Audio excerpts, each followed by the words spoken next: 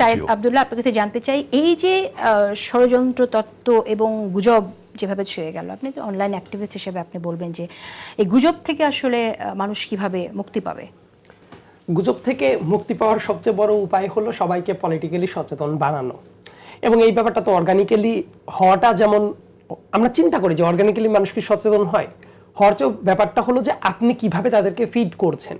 যখন গুজবগুলো থাকবে, এই গুজবগুলো কিন্তু বিভিন্ন স্টাইলের গুজবটা আছে, বিভিন্ন পলিটিক্যাল পার্টিও কিন্তু অন্যকে ভিলিফাই করার জন্য নানাভাবে গুজব ছড়াচ্ছে। দেশের সরকার এবং দেশের মানুষের বিরুদ্ধে গুজব ছড়ানোর জায়গাটা আছে। আবার ওই যে বহির্রাষ্ট্র থেকে, যেমন ভারতের জায়গা থেকে এবং অনেক জায়গায় যে লবিস্ট নিয়োগের যে কথা বলছেন ফুয়াদ ভাই, সেই জায়গা থেকেও কিন্তু চেষ্টাটা করা হচ্ছে। ইন্ডিয়া শুধুমাত্র গুজব ছড়াচ্ছে এটা বললে বোধ হয় যে খুবই মানে হেয়ালি ভাবে বলা হয় যে শুধু গুজব ছড়াচ্ছে। এটা শুধুমাত্র গুজব না, এটা ইন্ডাস্ট্রিয়াল স্কেলে তারা গুজবটা ছড়াচ্ছে। এবং ইন্ডাস্ট্রিয়াল স্কেলে যখন গুজবটা ছড়াচ্ছে, দেখবেন প্রত্যেকটা জায়গায় তারা টার্গেট করছে কোথায় কোথায় সংখ্যালঘু নিপীড়ন, দেশের মাইনরিটি যারা আছে তারা ভালো নাই। এই ব্যাপারটাকে কিভাবে মানে ডিবাঙ্ক তো করাটা জরুরি। ডিবাঙ্ক কিভাবে করা দরকার, আমি সবসময় একটা কথা বলি, দেখেন এই উদাহরণগুলো আমাদের দরকার। এই জুলাই গণ অভ্যুত্থানে 9 জনের বেশি সংখ্যালঘু বলতে যাদেরকে বোঝানো হয় তারা মারা পড়েছে। কিন্তু প্রকৃতপক্ষে আমি সংখ্যালঘু বলতে চাই না, কারণ আমি মনে করি এই বাংলাদেশটা সবার জন্যই সমান। তো ওই যে রিয়া বর্মন, মানে রিয়া গোপ ছোট্ট একটা মেয়ে, সে তো হাসিনার পুলিশের গুলিতে মারা গেছে ঘরের ভেতরে বসে থেকে। তার মানে তার যে খুনের যে হুকুমের যে আসামি সেটা শেখ হাসিনা।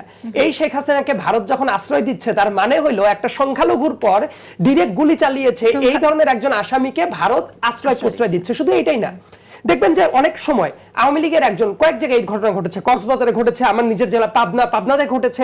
আওয়ামী লীগের একজন বন্দুক হাতে গুলি করছে ঠিক 5 আগস্টের পর থেকে সে সংখ্যালঘু হয়ে গেল। তাহলে যে মুহূর্তে সে গুলি করছিল, সে কি আওয়ামী লীগের নেতা হিসেবে গুলি করেছে নাকি সংখ্যালঘু হিসেবে গুলিটা চালিয়েছে? এই ব্যাপারগুলা একদম ধরে ধরে জাস্টিফাই করার দরকার আছে। যদি এইটাই হয়, তাহলে এই যে গয়েশ্বর বাবু বিএনপির, উনাকে যখন 2023 সালের জুলাই মাসে রাস্তায় পিটিয়ে মারা হলো, এইটা কি উনি বিএনপির জন্য মার খেয়েছিলেন নাকি সংখ্যালঘু এই কারণে মার খেয়েছিলেন? আবার একটা ব্যাপার আনাটা জরুরি, বিগত 15 বছরে মানুষ মনে করতো যে শেখ হাসিনাই হলো সংখ্যালঘুদের একমাত্র ত্রাতা।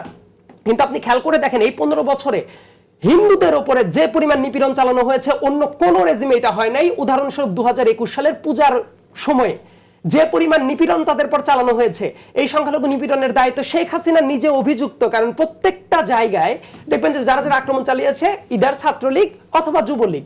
তাহলে এদেরকে কে প্রশ্রয় দিল? তাহলে তো দিল্লির কাছে তো এই প্রশ্নটা করা উচিত। তাহলে এত সংখ্যালঘুদের পর যারা নিপীড়ন চালালো তাকেই আশ্রয় দিয়ে আপনারা কি প্রমাণ করতে চাচ্ছেন?